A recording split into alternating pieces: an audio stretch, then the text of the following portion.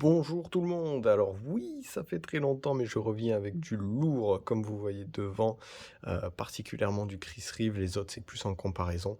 Donc aujourd'hui, c'est plus la présentation de ce couteau.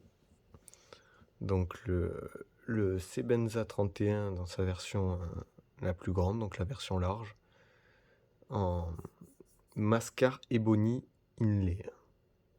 Donc c'est la finition du bois. Enfin, le bois, c'est du Mascar Wood. Je sais pas trop ce que c'est. Mais voilà. Donc celui-là, c'est vraiment le couteau de mes rêves que j'attendais depuis des années. Et en fait, il revient sur le site Knife and Tools un peu dans la même période. L'année dernière, je n'avais pas pu l'acheter. J'avais pas les finances.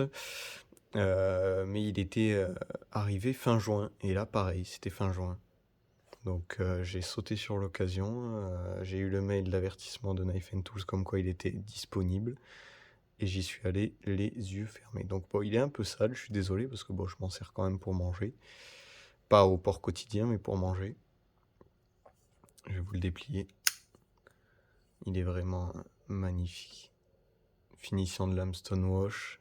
La finition du titane, c'est le Blast Washed, comme ils appellent ça. Blasted, je sais pas quoi. Donc c'est pas comme sur mon petit Inkosi que je vous présenterai aussi. Vous voyez où c'est un peu plus rugueux. Ça s'apparente plus à de la pierre, on dirait, de la pierre assez lisse. Et là, c'est vraiment lisse. Vous entendez de toute façon la différence.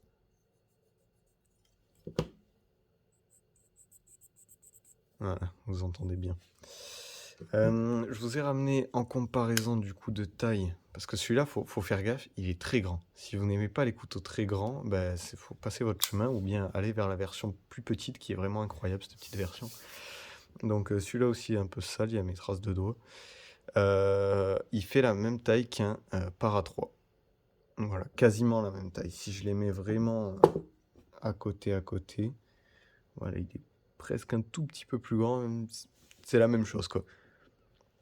Et la même chose qu'un Para 2. Et par rapport à un Para 3, voilà ce que ça donne à côté. Par rapport aussi au petit Inkosi. Si vous devez prendre la version small du Sebenza, celle-là est un tout petit peu plus petite que la version petite de celle-là. Donc faites attention, mais c'est quasiment la même chose, à quelques millimètres près. Mais vous voyez l'énorme différence. Rien que même en finesse, celui-là est très fin.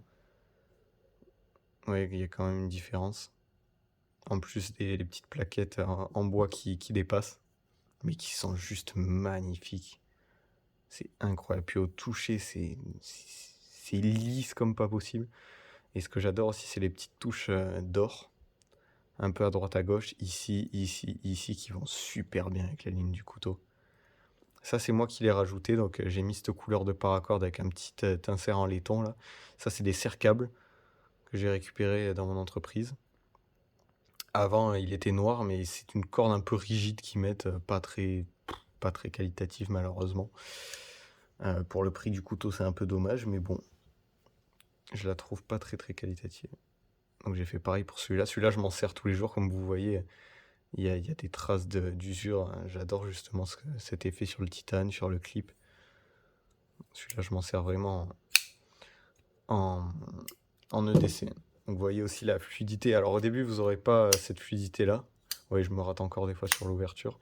Et en fait, ça se rôde petit à petit. Et là, vous voyez, hop, la lame, elle tombe toute seule. Donc au début, la lame tombera pas toute seule, mais là, au fur et à mesure de l'ouvrir, de le fermer. Donc c'est la version où c'est leur nouveau truc. Alors je vais allumer le flash pour vous montrer. En fait, c'est la bille de détente qui fait la fermeture du frame lock. Vous voyez la bille?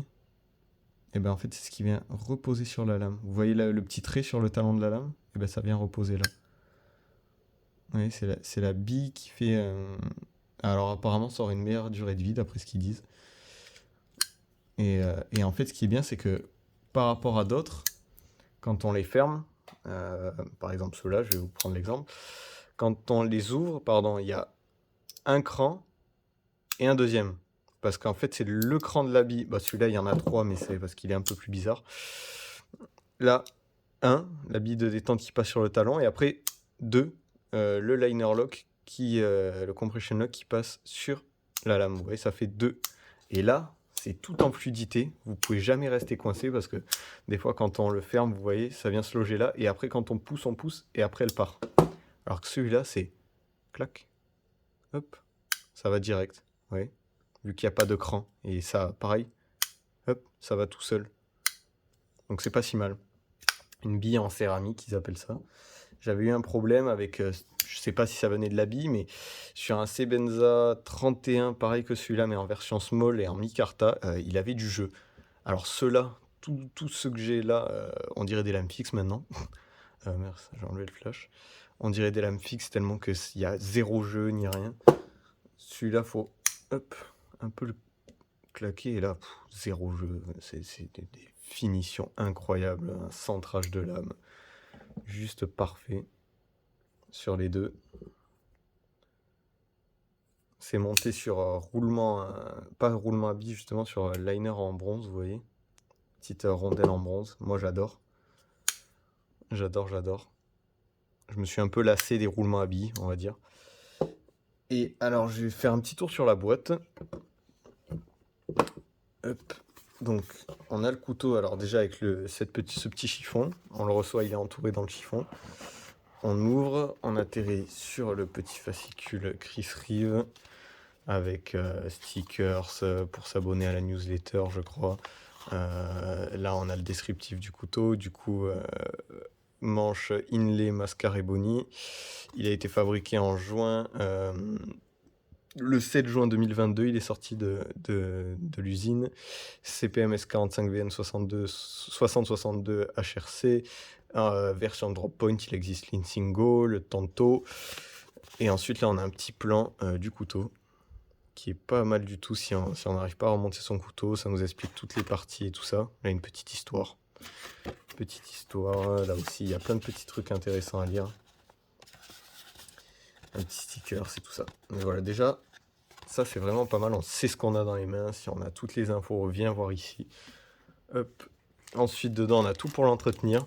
Il nous incite à le démonter quand il y a un problème et pas à le renvoyer tout de suite. Même si vous n'arrivez pas à le remonter, vous envoyez ça à Chris Reeve. Il vous le renvoie. Tout remonter, tout ça avec le tranchant de refait. Je crois que vous pouvez même le faire affûter chez eux et tout ça, faire un petit entretien par exemple annuel, je sais pas, tous les ans vous le renvoyez ou tous les 6 mois. Mais c'est à vos frais par contre, je crois, les frais de port du couteau, ce qui est un peu normal. Mais bon, c'est garanti à vie, tout, c'est du Chris Reeve, hein. On met le prix, mais on en a pour toute la vie. On a une petite graisse, fluorinate grise, une graisse au fluor, je sais pas quoi là, avec du Loctite, c'est du frein filé. Vous en mettez une petite goutte, vraiment une petite goutte sur le pivot ou sur les vis, et en fait, avec les vibrations de quand vous le déployez et vous le refermez, au fur et à mesure, des fois ça se dévisse sur les couteaux et ça prend du jeu, et avec ça, ça prendra pas de jeu. Sur ce couteau-là, c'est ultra bien ce qu'ils font. Ils mettent qu'une seule clé et la clé est fournie. En plus, la clé, c'est du Ouya. C'est une marque assez connue dans les tournevis et tout ça. Moi, j'ai ça, par exemple, pour les paras et tout ça. J'ai un petit tournevis Torx Ouya qui est vraiment superbe. Et dedans, on a un petit étui en cuir qui est pas de la meilleure finition. D'ailleurs, je vais passer sur quelque chose, vous allez voir, la finition est incroyable. C'est pas la meilleure définition pour 660 € que j'ai payé ce couteau et 430 l'autre. Pour 660 €, ça fait un peu chier d'avoir Alors, c'est pas mal fait, hein. Vous voyez, les coutures sont belles et tout ça, mais déjà, c'est du cuir ultra fin. Et puis là, les bords, ils ont pas de... Enfin, je vais vous montrer par rapport à ça. Ça, j'ai fait faire par un artisan français. Et ça, vraiment, c'est incroyable. Regardez l'épaisseur du cuir, les coutures qui se chevauchent comme ça, petite gravure avec mes initiales. Le petit logo de celui qui l'a fait, c'est la grotte du barbu, ça s'appelle. Alors, je vais pas vous montrer le couteau qui est... Bon, allez, si, je vais vous le montrer, je vais vous le teaser. C'est le Mister Bull. Hop, tout artisanal, français. Je l'ai rencontré sur un salon du couteau, on a bien échangé, je lui ai acheté ce couteau et tout ça. C'était vraiment bien d'échanger avec le coutelier. Mais je vous en montre pas trop, ce sera le sujet d'une autre vidéo. Et regardez-moi l'épaisseur du cuir. En fait, les 2 couches de cuir qui sont là, ça fait une couche de celui-là. Mais vous voyez, je vous parlais de la finition de là, c'est brut découpé. Là, vous voyez, c'est passé avec une sorte de, je sais je sais pas trop comment ça s'appelle. Là, c'est doublé, enfin, je sais pas, c'est vraiment, pour 23 euros. 23 euros frais de port compris, vous avez ça, et ça, c'est une dinguerie, franchement. Oh, c'est incroyable, les finitions de fou, les coutures, vous pouvez choisir, il y a tous les cuirs, il y aura sur Facebook en description si j'y pense. Vous avez de la peau de serpent, de la peau d'autruche, de la peau de... vous avez tout, tout, tout. Moi, j'ai choisi ça. Vous pouvez choisir aussi la teinte de cuir et tout ça, un cuir plus foncé, plus clair. C'est vraiment incroyable. Vraiment une très bonne finition. Et puis, sans avoir le couteau, donc pour des modèles connus ou qu'il a déjà fait, il vous le fait sans que vous envoyiez le couteau. Alors pour des lames fixes, vous êtes obligé d'envoyer le couteau, mais vous voyez, et puis ça fit, comme on dit en anglais, comme il faut. Il n'a jamais eu le couteau entre les mains, et après ça sort. Alors faut un petit temps de rodage, comme d'hab, faut aller une petite trentaine de...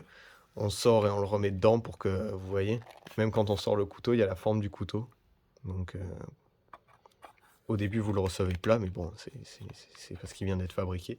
Mais voilà, vous voyez, pour 23 euros, je pense que Chris Reeve aurait pu faire appel à un externe, à un artisan, ce qui aurait participé à la qualité du couteau. Mais bon, on a déjà un couteau magnifique.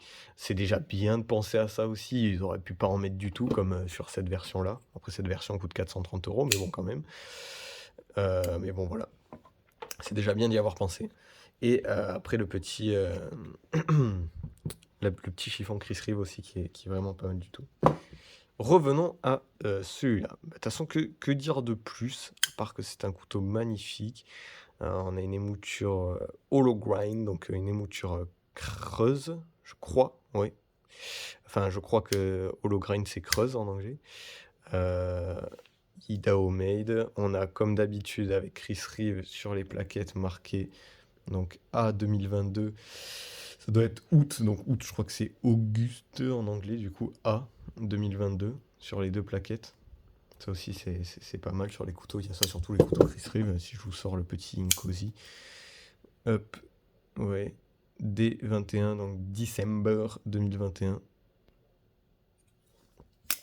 Mais franchement, c'est une qualité incroyable. C'était vraiment mon couteau de rêve, quoi. Et du coup, je l'ai eu, ça y est. Ça fait des années que je le voulais. Et ces petites touches d'or là, qu'est-ce que je trouve ça magnifique. C'est vraiment beau. Donc maintenant, un Chris Reeve, c'est... Enfin, faut, on va dire, sauter sur l'occasion dès qu'on en voit un, pardon, parce que ça reste pas longtemps en stock. Celui-là, il y en avait, je crois, 5 ou 6 en stock quand ils l'ont remis.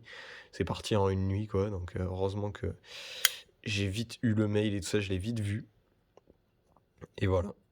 Mais rien que ça, franchement, c'est une petite pépite, ces petits couteaux-là. Les small Sebenza, les small Incosi, ça c'est un small Incosi. Il est vraiment tout tout petit. Vous voyez, dès qu'il a pris une première marque, moi c'était là les premières marques, je me suis dit bon allez, je vais l'utiliser. Il a pris plein d'autres marques et je trouve ça même encore plus joli. Et à utiliser au quotidien, c'est vraiment incroyable d'avoir un Chris Reeve, quoi. C'est vraiment... Ils sont tout petits, ils ont une qualité de finition incroyable, quoi. C'est vraiment super. Bah écoutez, moi je vais vous laisser sur ça parce que j'ai plus grand chose à dire. Même si je pense que je pourrais parler 20 millions d'années sur ce Chris Reeve. Ça fait 135 grammes, le petit 87 je crois. Donc ça devient assez lourd quand même comme couteau, même si quand on l'a dans les mains, franchement les 135 grammes, je sais pas pourquoi, mais on les sent pas. Je sais vraiment pas pourquoi on les sent pas, à part quand on revient sur un paramilitari où vraiment c'est assez léger, je crois que ça fait 110 grammes. Voilà. Mais on les sent pas énormément les 135 grammes. Donc franchement, ça aussi, c'est pas un point négatif. Et cette fluidité, c'est incroyable. Tout est réglé à la perfection, c'est des couteaux qui sont parfaits quand ils sortent d'usine. À part certains, comme j'ai eu l'occasion, où c'est vraiment exceptionnel, où il y a du jeu dans la lame, il y a un petit défaut, il y a eu un souci de contrôle qualité, mais bon, vous voyez, je l'ai renvoyé direct, ça s'est bien passé, j'ai été remboursé dans les jours qui ont suivi. J'étais un peu dégoûté parce que c'était un très beau modèle et je suis pas à l'abri de me racheter un petit Sebenza en version small. Donc celle-là, le garder un peu pour la déco, la vitrine et tout ça, parce que c'est vraiment un des plus beaux couteaux que j'ai. Et me racheter un petit Sebenza, parce que j'adore la forme des Sebenza. Là, cette forme épurée avec le gros trou pour y glisser le pouce. Celui-là, il est super bien aussi, mais il est un peu plus tarabiscoté, on va dire, ici. Même si ça le rend aussi très très beau. La petite encoche dans la lame aussi très belle. Et le petit guillochage là, magnifique, qui est pas de la même taille partout. Donc ça fait une grosse encoche, deux petites, une grosse. Là, ça fait que des petites. C'est très beau aussi. Mais là, la petite touche bleue. Et encore celui que j'aimerais le plus, c'est avoir un Sebenza 21, donc la version d'avant, avec le petit trou juste ici. Le petit trou, je trouve que ça lui fait un de ses charmes au couteau. C'est incroyable. Vous voyez, le trou comme ça, mais de l'autre côté. Je me demande même si je vais pas chercher quelqu'un pour le faire. Je pourrais le faire moi-même, mais j'ai peur de tout défoncer. Le faire par un vrai pro. Et voilà. Donc au final, j'aurais parlé un peu des deux couteaux. J'aurais peut-être pas à sortir une vidéo sur celui-là. Oh là là, qu'est-ce que c'est magnifique aussi, cette grosse vis de pivot. Celui-là, c'est un peu la seule chose que je regrette. Par exemple, de ce côté, vous voyez, la vis de pivot fait ridicule. Donc, de ce côté, ça va parce que il y a le bois autour. Mais de ce côté, peut-être, est-ce que j'aurais aimé une grosse comme ça? Je sais pas, à voir. Là, ça donne du relief au couteau sur le petit Tinkosi. Là, je trouve qu'il est juste magnifique. Avec toutes les vis apparentes, la patte vis, c'est un axe qui traverse. C'est c'est magnifique. C'est du Chris Reeve.